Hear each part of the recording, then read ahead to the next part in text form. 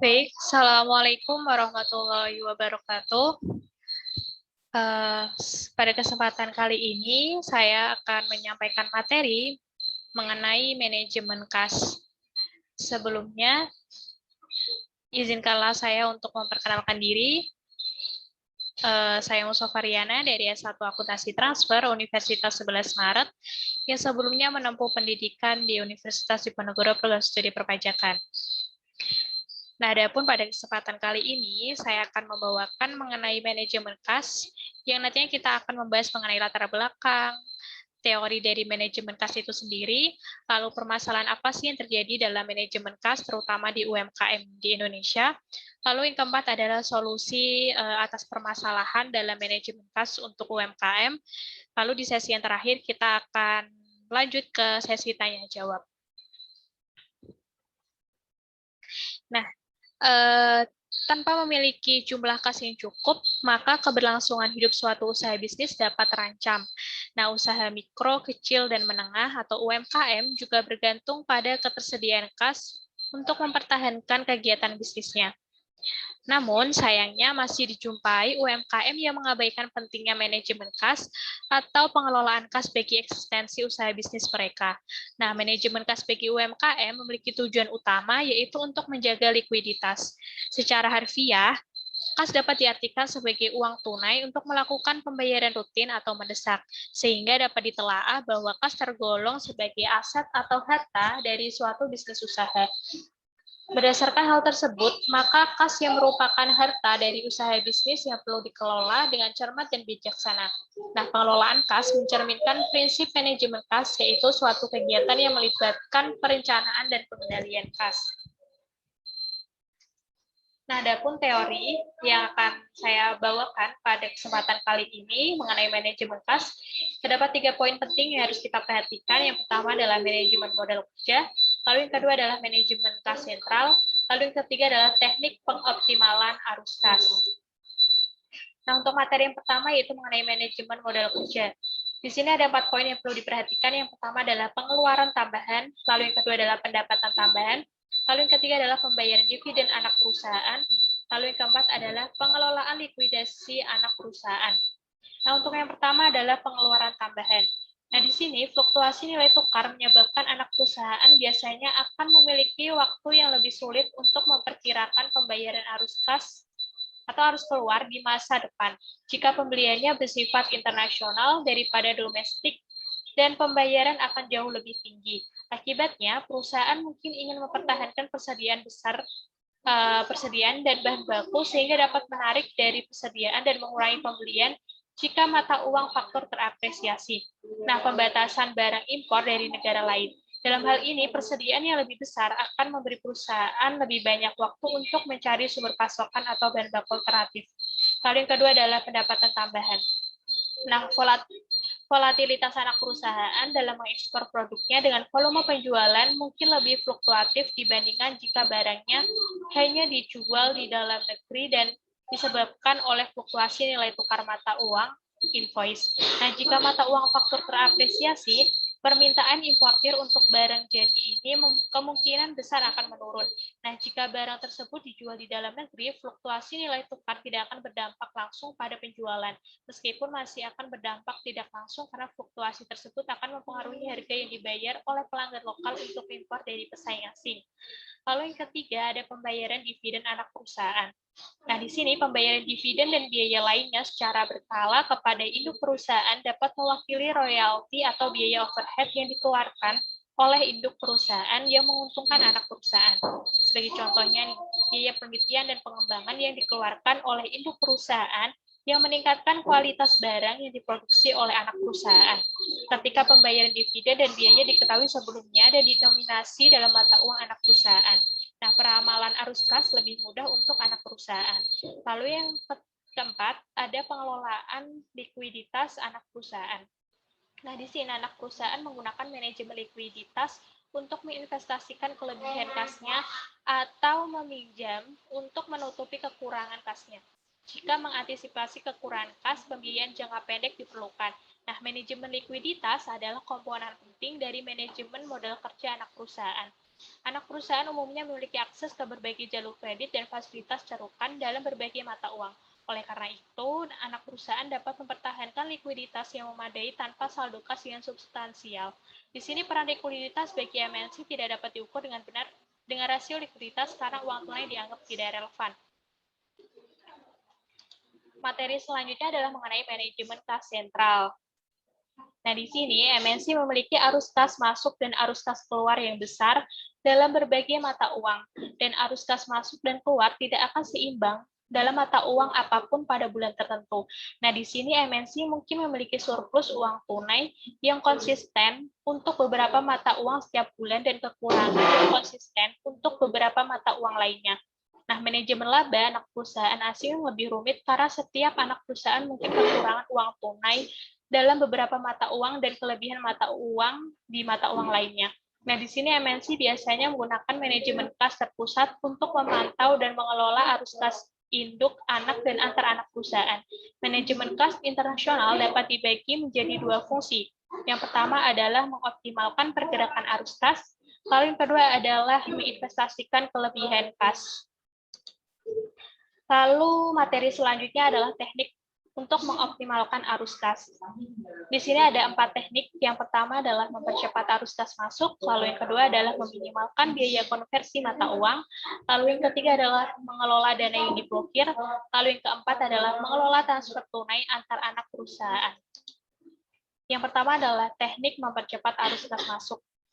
Nah, tujuan untuk mempercepat arus kas masuk ini yaitu yang pertama adalah untuk mempercepat arus kas masuk, karena semakin cepat arus kas masuk diterima, maka semakin cepat mereka dapat diinvestasikan atau digunakan untuk tujuan lainnya.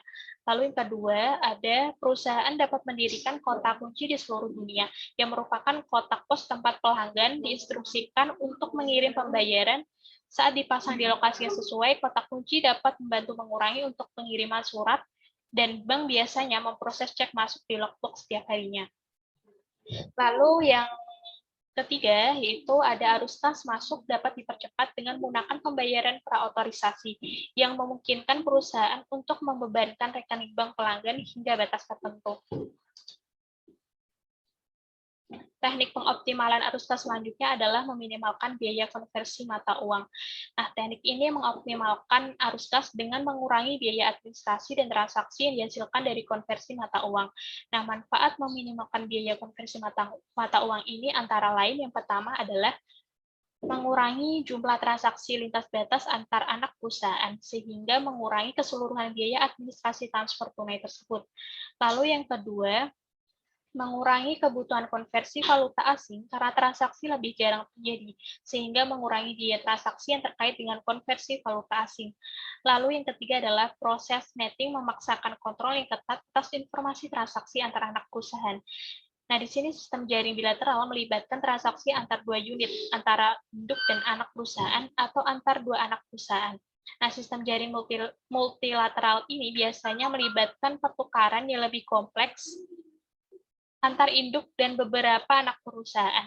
Untuk sebagian besar MNC biasanya menggunakan sistem jaring multilateral diperlukan untuk secara efektif mengurangi biaya administrasi dan konversi mata uang. Lalu selanjutnya adalah teknik mengelola dana yang diblokir. Nah, dalam hal mengatasi penyumbatan dana, MNC dapat menerapkan strategi yang sama yang digunakan ketika pemerintah negara tuan rumah mengenakan pajak yang lebih tinggi. Nah, untuk memanfaatkan dana ini secara efisien, MNC dapat menginstruksikan anak perusahaan untuk membentuk divisi penelitian dan pengembangan yang menimbulkan biaya dan mungkin menghasilkan pendapatan untuk anak perusahaan lainnya.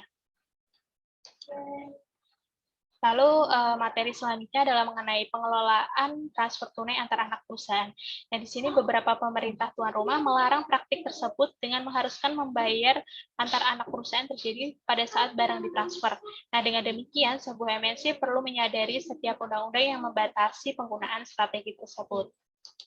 Baik, selanjutnya kita akan beralih ke permasalahan. Permasalahan yang terjadi dalam manajemen kas, terutama di UMKM di Indonesia. Nah, usaha mikro kecil dan menengah atau UMKM merupakan sebutan bagi usaha yang dibangun oleh individu, badan usaha kecil atau rumah tangga. Intinya informasi akan pengelolaan bisnis sering menimbulkan masalah tersebut, termasuk masalah keuangan UMKM.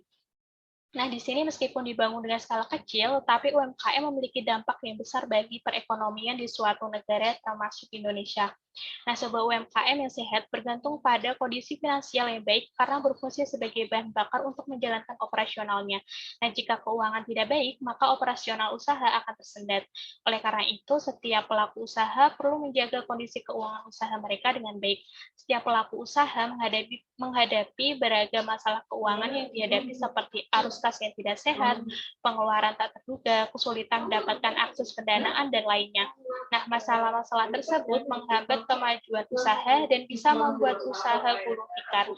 Adapun masalah-masalah yang dapat terjadi dalam manajemen kas antara lain, yang pertama di sini ada tanpa rencana anggaran, lalu yang kedua ada tanpa mentor, lalu yang ketiga kurang inovasi, lalu yang keempat adalah tidak ada evaluasi, lalu yang kelima adalah tidak ada laporan keuangan, lalu yang keenam adalah pembukuan konvensional, lalu yang ketujuh ada masalah mengenai strategi pemasaran yang kurang bagi suatu UMKM, lalu yang kedelapan ada pengelolaan stok barang yang salah, lalu yang terakhir ada kurangnya modal pada suatu UMKM. Nah, atas permasalahan-permasalahan tersebut, yaitu solusi apa sih yang bisa kita gunakan untuk atas permasalahan UMKM tersebut, terutama dalam manajemen kasnya. Yang pertama adalah yaitu mengenai UMKM itu perlu menerapkan manajemen kas. Di sini ada tinjauan atas beberapa penelitian terdahulu menunjukkan bahwa UMKM pun tetap perlu menerapkan manajemen kas. Manajemen kas memiliki pengaruh yang signifikan bagi pertumbuhan UMKM. Nah, di sini aktivitas pengelolaan kas membantu UMKM untuk menyediakan kas yang cukup bagi kelancaran kegiatan operasionalnya. Nah, selain itu, perencanaan kas memungkinkan UMKM untuk memprediksi kebutuhan dana yang diperlukan untuk mendukung peningkatan skala produksinya. Lalu, alasan yang kedua, kenapa UMKM perlu menerapkan manajemen kas, yaitu adalah kas memiliki pengaruh positif terhadap kemampuan menghasilkan laba. Nah, di sini ketersediaan kas mampu mendukung kegiatan produksi yang pada akhirnya turut berkontribusi bagi terciptanya laba dari kegiatan operasional suatu UMKM. Nah, selain itu, lebih lanjutnya UMKM perlu melakukan manajemen kas karena usaha bisnis yang mampu mengelola kas memiliki kekuatan untuk bertahan dalam lingkungan bisnis. Agar dapat bertahan hidup dan terus beroperasi, maka mutlak bagi UMKM untuk menjamin ketersediaan kasnya, bahkan tersedianya jumlah kas yang memadai, sehingga menjadi salah satu faktor penting dalam bersaing dengan kompetitor. Nah, hal ini semakin menegaskan bahwa manajemen kas tidak hanya memiliki peran dalam jangka pendek, tetapi juga jangka menengah. Lalu, manajemen kas bagi UMKM memiliki tujuan utama, yaitu menjaga likuiditas. Namun, sebelum memahami tentang manajemen kas, terlebih dahulu perlu dipahami mengenai motif pemegang kas.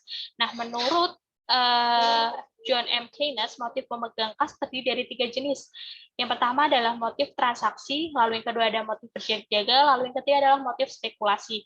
Nah, untuk motif transaksi sendiri berkaitan dengan pembayaran transaksi bisnis sehari-hari, lalu untuk motif berjaga-jaga ini berkaitan dalam melakukan pembayaran yang sifatnya tidak terduga, lalu motif spekulasi ini berkaitan dengan keuntungan dari investasi. Nah, motif pertama dan kedua sifatnya mutlak karena berkaitan erat dengan kelancaran kegiatan bisnis. Sedangkan khusus untuk motif ketiga sifatnya adalah opsional karena jenisnya yang spekulatif. Motif yang ketiga merujuk pada peluang mendapatkan pemasukan dari investasi kelebihan kas. Jadi motif yang ketiga juga bisa digunakan sebagai alternatif pemasukan, namun tetap tidak boleh mengganggu motif transaksi dan motif berjaga-jaga. Nah, secara garis besar, komponen dalam manajemen kas terdiri dari 3, yaitu praktik peramalan kas, praktik investasi surplus kas, dan praktik pengendalian kas. Nah, praktik peramalan kas berkaitan dengan aktivitas perencanaan kas, yaitu memperkirakan pemasukan kas dan pengeluaran kas. Nah, melalui estimasi tersebut dapat diketahui ini apakah UMKM akan mengalami kondisi kelebihan atau kekurangan kas di periode mendatang. Nah, apabila diperkirakan suatu UMKM akan mengalami kekurangan kas, maka diperlukan langkah-langkah antisipasi dalam bentuk pembayaran untuk menutupi defisit kas. Sebaliknya, kondisi kelebihan kas yang berkaitan dengan komponen investasi surplus kas, suatu usaha bisnis dikatakan mengalami surplus kas apabila penerimaan kas lebih tinggi dari kebutuhan kas. Nah, salah satu motivasi memegang kas adalah motif spekulasi, sehingga kelebihan kas tersebut dapat diinvestasikan untuk nantinya menyumbangkan tambahan pemasukan bagi usaha bisnis itu. Lalu selanjutnya komponen manajemen kas yang ketiga adalah praktik pengendalian kas berkaitan dengan aktivitas pengendalian agar meminimalkan arus kas keluar lebih besar dari arus kas masuk. Nah, lebih lanjutnya, praktik ini berkaitan dengan kemampuan UMKM untuk mengendalikan kasnya agar kebutuhan operasional tercukupi. Baik, sekian pemaparan materi pada kesempatan kali ini mengenai manajemen kas, terutama pada UMKM di Indonesia. Yang tadinya telah kita membahas mengenai permasalahan maupun solusi mengenai manajemen kas pada UMKM di Indonesia. Baik, selanjutnya adalah sesi tanya-jawab. Di sini saya membuka tiga pertanyaan terlebih dahulu. Bisa diajukan. Bisa melalui kolom chat ataupun raise hand dan menyalakan mikrofonnya. Izin bertanya. Ya, silakan Saudari Nurika, bisa disampaikan. Sebelumnya, mohon maaf, saya memakai masker tapi dan enak.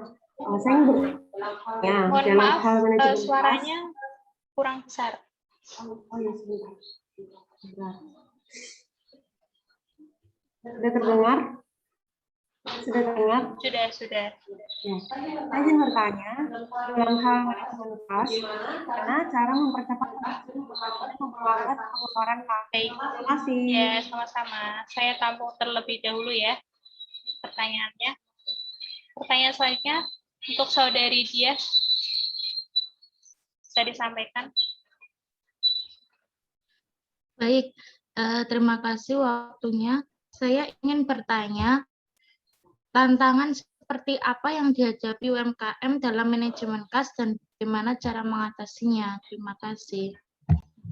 Baik. Terima kasih atas pertanyaannya. Saya tamu terlebih dahulu kepada Saudari Renanda. Dipersilakan.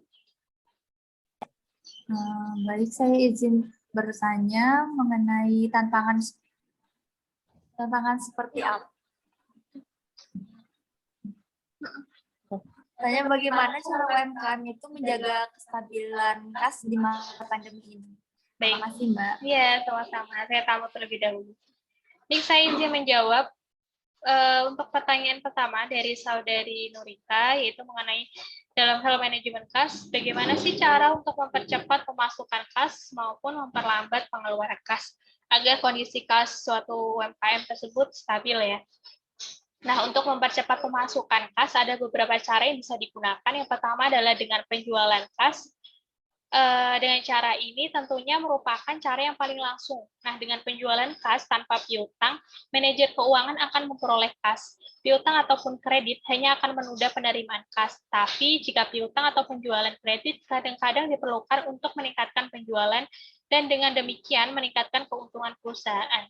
Apabila pesaing-pesaing perusahaan menawarkan penjualan kredit, maka perusahaan yang menawarkan hanya penjualan tunai akan berada dalam posisi persaingan yang kurang menguntungkan. Nah, dengan demikian, penjualan kredit diperlukan, tetapi harus ada cara-cara untuk mempercepat pemasukan kas dari penjualan kredit tersebut. Lalu cara yang kedua adalah dengan potongan kas. Nah, di sini potongan kas ditujukan untuk mempercepat pembayaran piutang oleh pembeli ataupun pelanggan perusahaan. Nah, term atau persyaratan potongan kas biasanya adalah dengan memberikan diskon 1% ataupun penawaran semacam itu bisa menjadi dibaca sebagai perusahaan menawarkan potongan seperti 1% apabila pelanggan bersedia membayar dalam jangka waktu 10 hari. Lalu yang ketiga adalah desentralisasi pusat penerimaan pembayaran. Nah, misal nih pelanggan tersebut tersebar secara geografis. Nah, pelanggan mempunyai kebiasaan menggunakan pos wesel sebagai alat pembayaran atau cek pribadi pada negara-negara maju. Lalu untuk memperlambat pengeluaran kas itu bisa dilakukan dengan cara pembelian dengan kredit. Nah, pembelian dan kredit berarti supplier mendanai lebih dulu pembelian yang dilakukan oleh perusahaan. Nah, perusahaan dengan demikian mempunyai kesempatan untuk menunda pengeluaran kas. Biasanya pembelian kredit akan jauh lebih mahal dibandingkan dengan pembelian tunai. Untuk itu, perusahaan bisa menghitung manfaat dan biaya yang berkaitan dengan pembelian kredit tersebut. Apabila manfaat dari penundaan tersebut lebih besar dibandingkan dengan biaya yang timbul karena harga kredit yang lebih mahal, maka alternatif pembelian kredit bisa dilakukan. Lalu cara yang kedua adalah memanfaatkan float. Nah, float di sini merupakan selisih perbedaan saldo bank dengan saldo kas perusahaan. Misalkan perusahaan mempunyai saldo kas 1 juta, kemudian perusahaan mengeluarkan cek sebesar 300.000. Nah, saldo kas perusahaan akan dicatat sebagai sebesar 700.000, yaitu dari 1 juta dikurangi 300 tersebut, tetapi saldo bank tidak langsung menjadi 700 karena cek tersebut biasanya tidak langsung diuangkan. Ada tenggang waktu yang bisa digunakan untuk menguangkan cek tersebut. Lalu cara yang ketiga adalah menggunakan draft. Nah, draft di sini merupakan tanda bayar yang harus diotorisasi oleh pihak perusahaan untuk kemudian dibayarkan. Nah, istilah kasbon sering digunakan dalam kasbon apabila ada tagihan datang akan dibuatkan surat pembayaran yang kemudian baru bisa diuangkan beberapa hari kemudian. Begitu Mbak Nurika, mungkin ada beberapa cara yang bisa digunakan untuk mempercepat pemasukan kas ataupun mempercepat. Ya, terima kasih sama-sama. Lalu saya izin menjawab pertanyaan dari saudari Dia Permata Ulfa. Pertanyaannya mengenai ini ya tadi, tantangan seperti apa sih dihadapi UMKM dalam manajemen kas dan bagaimana cara mengatasinya?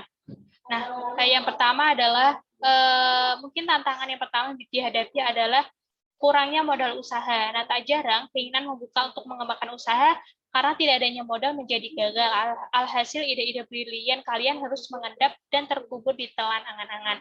Nah, di sini solusinya bagaimana sih? Yaitu jika terjadi masalah keuangan UMKM ini memang menjadi hal yang pertama yang harus diselesaikan, yaitu caranya adalah menabung. Nah, selain menabung, kalian bisa membuat proposal pengajuan dana usaha kepada pemerintah dengan berbagai persyaratannya, atau dengan meminjam dari bank. Lalu, tantangan yang kedua adalah tidak ada rencana anggaran yang matang.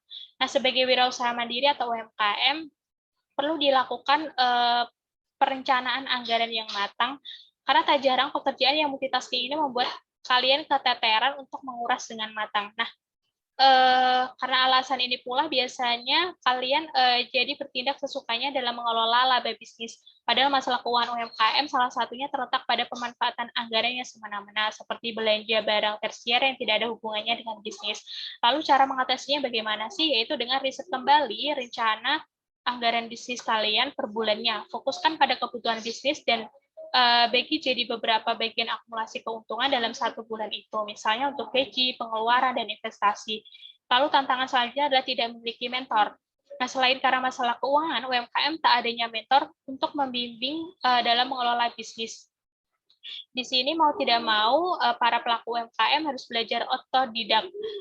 Tetapi belajar otodidak pun tak ubahnya seperti eksperimen yang banyak gagalnya, sebab biasanya mereka tidak mengetahui secara tepat di mana kesalahan bisnis yang semestinya harus dihindari. Lalu solusi apa sih yang bisa diterapkan, yaitu percaya bahwa ketajaman insting pembisnis tak serta-merta terasah begitu saja di awal usaha. Solusinya adalah dengan mencari mentor, karena mentor tak harus jelmaan maha guru yang mendampingi kalian setiap waktunya. Jadi setiap kalian mendapatkan mentor, kalian bisa melalui belajar dengan buku, seminar, ataupun status di media sosial pembisnis sukses. Lalu tantangan selanjutnya adalah masih melakukan pembukuan konvensional. Nah, tak cuma salah rekapitulasi, data hilang dan rusak sangat mungkin terjadi. Sementara itu, penumpukan kertas di tempat usaha juga akan memakan ruang. Dan di samping itu, pelaporan keuangan yang bisa kalian pantau secara real time itu bisa mencegah hilangnya data jika kalian menggunakan pembukuan yang tidak konvensional atau secara teknologi. Karena pelaporan keuangan yang bisa dipantau tersebut, software akuntansi selalu membackup secara berkala tiap data yang dimasukkan. Lalu tantangan selanjutnya adalah mengabaikan laporan keuangan. Nah, tak cuma soal rencana anggaran yang bisa membuat masalah keuangan bisnis berantakan, tetapi juga laporan keuangan yang tidak konsisten membuat bisnis juga berantakan juga. Nah, bagaimana sih kebutuhan bisnis bulanan ataupun alokasi dari dana itu. Nah, sejatinya laporan keuangan bukan melulu mencatat uang masuk ataupun keluar. Nah, uang masuk di sini adalah pendapatan dan uang keluar adalah pengeluaran, sedangkan selisihnya adalah laba. Nah, bukan begitu, laporan keuangan tak sesederhana itu, tetapi paling tidak kalian mempunyai laporan neraca, arus kas, dan laba rugi. Dan ketika itu menjadi kesulitan tersendiri bagi suatu UMKM, mungkin UMKM bisa menggunakan balik lagi ke mentor tadi untuk membimbing bisnisnya. Bagaimana Mbak Ulfa? Apakah ada feedback? Baik Mbak, ilmunya sangat bermanfaat. Terima kasih. Iya, sama-sama. Saya izin menjawab pertanyaan yang terakhir dari Mbak Renanda, yaitu mengenai bagaimana sih cara UMKM menjaga kestabilan kas di masa pandemi yang seperti ini. Apalagi masa pandemi ini kan biasanya membuat omset menurun ataupun bahkan gulung tikar. Nah, caranya itu yang pertama adalah mengetahui dan hemat biaya produksi. Nah, sebagai pemilik UMKM harus mengetahui dan mengkalkulasikan terlebih dahulu berapa biaya produksi yang diperlukan. Nah, di sini biaya produksi sendiri merupakan akumulasi dari semua biaya yang dibutuhkan dalam proses menghasilkan suatu produk. Lalu yang kedua ada tekanan biaya pengeluaran. Nah, setelah mengetahui biaya produksi yang dibutuhkan, di sini membatasi dan memprioritaskan pengeluaran bisnis sangat diperlukan oleh UMKM. Lalu yang ketiga adalah menunda inventaris dan ekspansi bisnis. Nah, menambah inventaris atau mengekspansi bisnis memang diperlukan dalam meningkatkan daya saing bisnis bagi suatu UMKM. Tapi untuk melakukan kedua hal tersebut perlu mengeluarkan uang dalam jumlah yang tidak sedikit sehingga akan mempengaruhi lagi dalam pengeluaran kas suatu perusahaan. Lalu yang selanjutnya adalah melakukan promosi agar menambah penjualan. Nah, di sini UMKM dapat menawarkan promosinya agar menambah penjualan karena pembelian pertama atau kedua dari konsumen belum tentu menghasilkan profit yang terasa bagi suatu UMKM.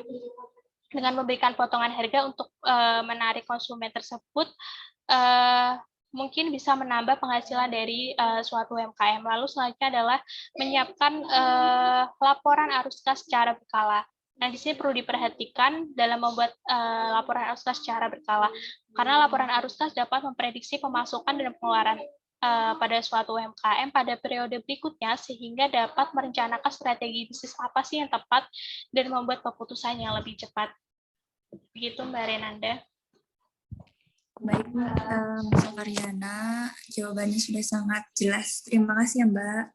Ya, sama-sama. Apakah ada pertanyaan lebih lanjut mengenai materi manajemen kas UMKM? Baik, jika tidak ada, saya cukupkan untuk pemaparan materi mengenai manajemen kas UMKM pada kesempatan kali ini. Sebelumnya saya mengucapkan terima kasih kepada partisipan yang telah meluangkan waktunya untuk hadir, mendengarkan, dan berbagi ilmu dalam pemaparan materi manajemen kas UMKM. Dan saya mohon maaf apabila terdapat banyak kesalahan. Sekian, wassalamualaikum warahmatullahi wabarakatuh. Waalaikumsalam warahmatullahi wabarakatuh.